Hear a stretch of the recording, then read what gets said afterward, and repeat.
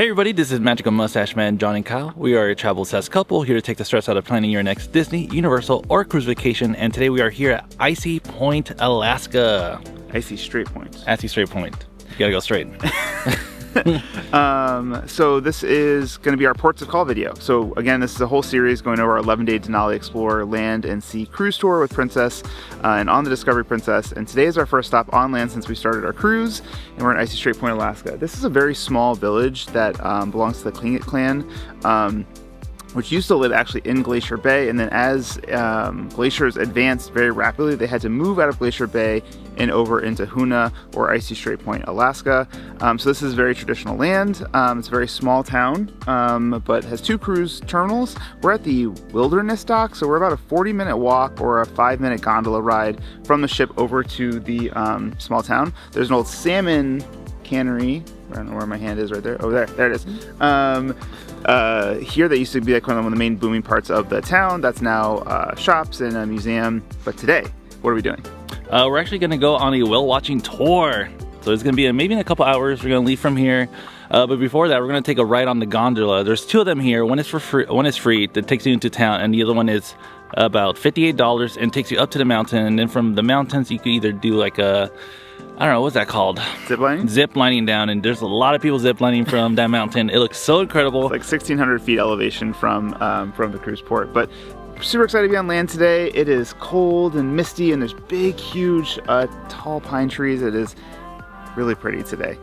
All right, so during our ports of call, we're going to stop at 3 ports. Icy Strait Point, where we are today, Juneau, Alaska, which is the capital of Alaska. Interestingly, the only capital that's only accessible by seaplane, because you can't drive to Juneau, and Ketchikan. There are a number of other stops like Sitka, Skagway, that you may stop at during an Alaskan cruise.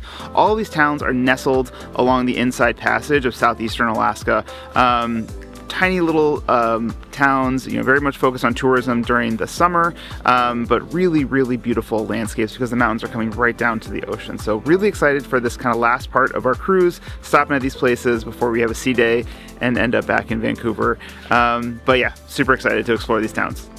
All right, so we are at the excursion up here at Icy Strait Point, which is where the third-party excursions leave for excursions. We're doing whale watching today with Hoonah Travel Adventures. We booked that through Viator. Super easy book. The ones that were with Princess were all booked up, so we looked for a third-party one.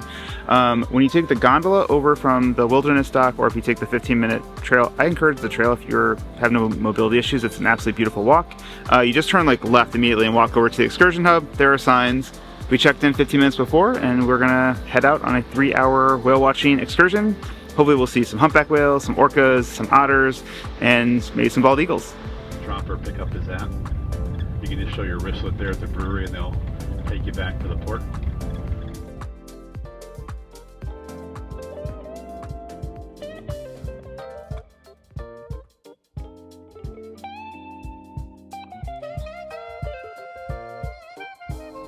Funny thing about boats, they do have a weight limit. Funny thing about snow, it's pretty heavy. So if you aren't shoveling your boat during the winter, it actually will sink. So that boat wasn't shoveled and it ended up sinking in the harbor where we took off from. All right, so right now we are on a whale watching tour, and we saw a couple of whales already. This is so crazy. They're in the first 10 minutes. They're so massive, and there's also sea lions and porpoise. Harbor porpoises. Yeah, so there's lots of wildlife here, and it is incredible. Beautiful. All right, there it is.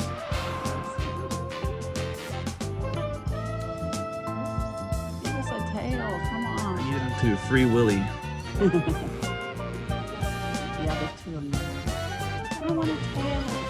All right, we are done with our whale watching tour, which was amazing. There's so much wildlife. We saw maybe 5 whales, 1 sea lion, 1...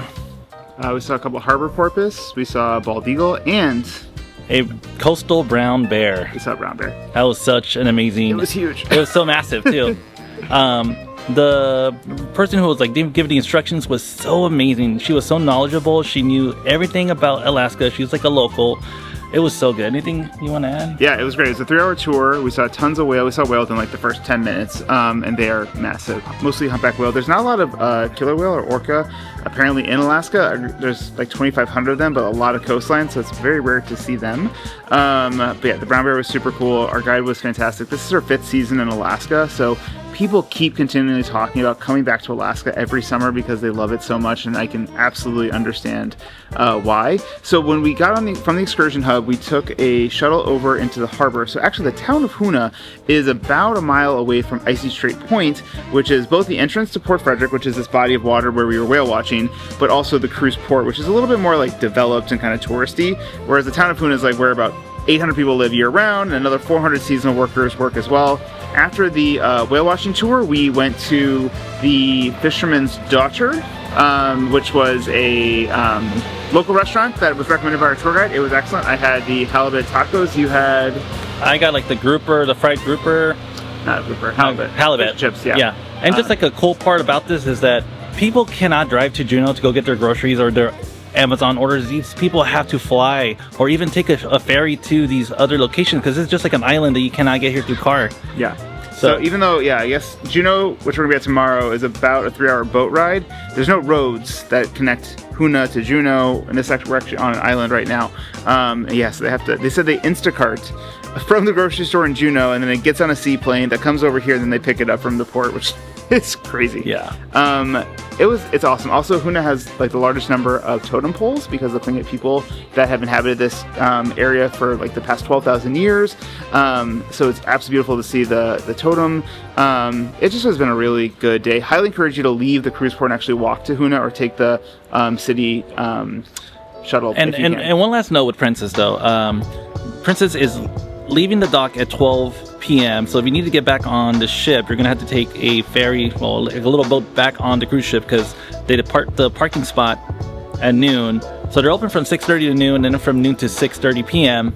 You just gotta have to tender. Yeah. So I guess because there's only 2 actual docks, but they can accommodate 5 cruise ships a day. So there will be 2 that have like the morning slot, 2 that have the afternoon slot, and whenever your cruise ship leaves the dock in the afternoon, you're going to tender back to the boat. So we're going to do that. Yeah.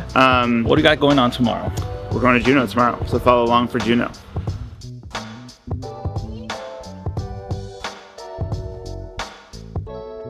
All right, so we are here in Juneau. Wow, it is such a stunning place. There is a huge glacier just to my left right now, and it's just massive. I cannot wait to hike to that place. Yeah, it's beautiful. So we're in Juneau, which is the capital of Alaska. We got the ship this morning, and we did the self-guided Mendenhall Glacier tour. So it's a 20-minute bus ride from the cruise port over here. There's a couple different hikes that can get you closer to the glacier to see it. It is a receding glacier, which is sad. It used to be able to touch Mendenhall Lake. It no longer does. It's like barely touching the water. But it is still a bright blue and beautiful, huge chunk of ice. Yes. So we're gonna walk out there and then maybe explore Juneau a little bit today. But this is the second of our 3 ports of call. So Icy Strait Point yesterday, Juneau today, and Ketchikan tomorrow. Hello. Hello.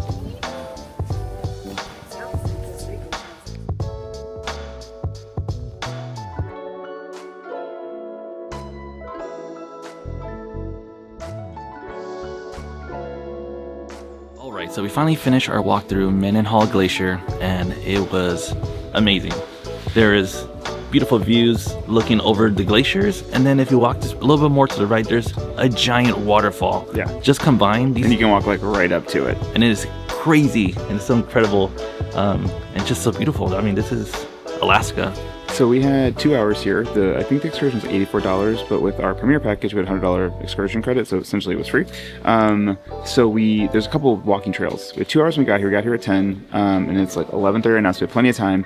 So we walked to Photo Point, so we get great views of the glacier and pictures there. And then we walked to, that was like maybe a half mile. And then we walked to Nugget Falls, which is the waterfall. You walk right up to it. That's about a mile walk each way. So we did all of that within like an hour and 15. Yeah. And then we went up to the visitor center, which has beautiful views of the glacier and some little educational areas.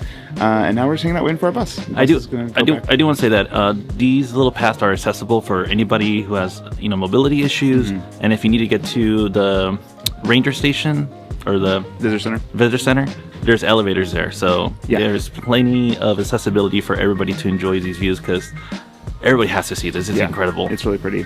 So we're gonna head back into Juneau, and then we're gonna explore Juneau a little bit, so follow along for that, find some lunch, and then we'll see you there.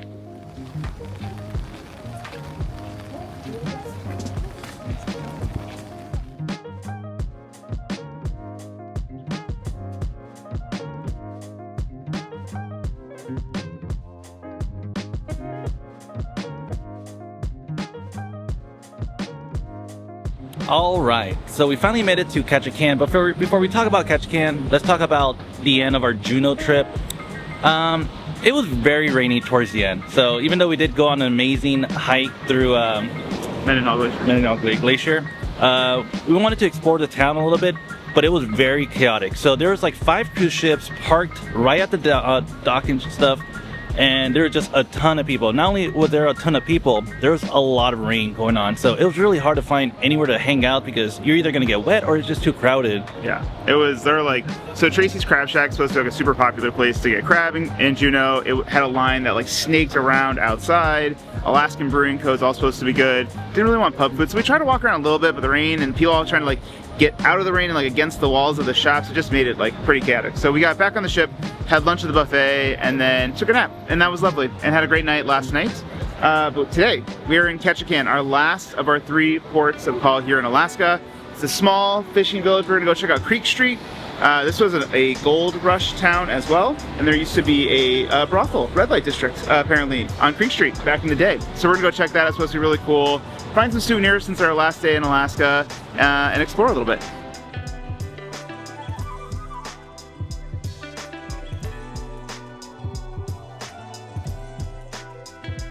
All right, so we're here on Creek Street, which is the old brothel red light section of Ketchikan.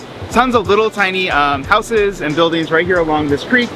Absolutely beautiful. Tons of really cool souvenir shops, a bunch of locally owned artist shops and galleries, really beautiful indigenous art. Definitely want to get some art today as part of our souvenir find. Right, so we are in Star Gallery right now, and this store is amazing. It's right here on Creek Street, and it has tons of local artists, including this amazing wall of t-shirts that are all like really great puns, but beautiful art. Right, so we have Return of the Sockeye, have the Star Wars theme, we have the Bateful Dead shirt, tons of absolutely fantastic art here. We're gonna get some magnets that are super cute, some otters and some whales on them, but definitely check out Star Gallery here on Creek Street in Ketchikan. All right, so we are at the Alaskan Fish House, and I am so excited. I've been wanting to eat some more fish. I've been eating so much fish this whole trip, and this is the crazy amount of fish I've been eating. But this specifically place looks so cute, so cool. It's very popular. It's right in the cruise port. It's right on the harbor, so it's got great views. You can order at the counter. They have essentially fish tacos, fish bowls, which we've both got blackened salmon, fish, and rice bowls. They have Dungeness crab and fish and chips. So just order at the counter, sit back. They got a bar, get a couple beers, and we're gonna enjoy our afternoon. And just a quick tip, if you're gonna come to eat here, please be a little earlier on eating lunch because it's gonna get packed. There's so many people here. There's literally 5 cruise ships docked here. So you gotta get there early if you wanna get some good food here. Yeah, or just be prepared to wait. Don't stress about it. All right, so we are now done with our lunch, and I have to say this was probably my favorite meal of my whole trip. The salmon was so freaking delicious. It was so good. So crazy. There's a massive fillet of salmon on top of that rice bowl. And then my mother-in-law got some crab, which was so good too. It's just like a seafood heaven in here. Yeah, it was so good. It was great, and it's like long kind of picnic style tables if you want. So we sat with another couple who actually happened to be on our ship. They did a round trip, so they did 7 days up on Discovery Princess up to Whittier from Vancouver, and then they're doing 7 days back. So that actually sounds like an amazing trip. 2 days in Glacier Bay. Yeah, it was really good lunch. Beers were good. We're gonna walk around a little bit and try to find a coffee shop to do a little bit of work. We stopped at the Salty Siren for coffee this morning, which was delicious. Highly recommend checking that out. They also have some cute merch. But we're gonna go back there and try to upload our video for the first planning your Princess Alaskan cruise, because the internet Wi-Fi has not, or the Wi-Fi on the ship has not been amazing. So we're trying to get that uploaded and do a little bit of work, and then yeah, enjoy Ketchikan until 4:30. All right, we have made it off the ship. We are in Vancouver, British Columbia. It was a bit of a chaotic morning. It was very chaotic. This was probably one of the worst disembarkation ever throughout my cruising life. That's a little strong.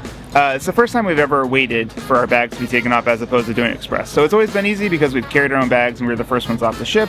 Also, we've always like gone to Port Canaveral or Port of Miami, so this is a much different experience. So we had to have bags out by 9:30 last night. So I would note, usually if you want help with your bags, if you don't want to carry all of your baggage off, then you need to have a carry-on or something like that where you can have stuff for the morning to get ready, you know, any kind of toiletries that you're gonna be able to carry off, because your big bags are gonna get need to be out the night before. So they had to be out by 9:30, and then we were told to be out of our rooms by 8:30, and our estimated time to get off was 8:45.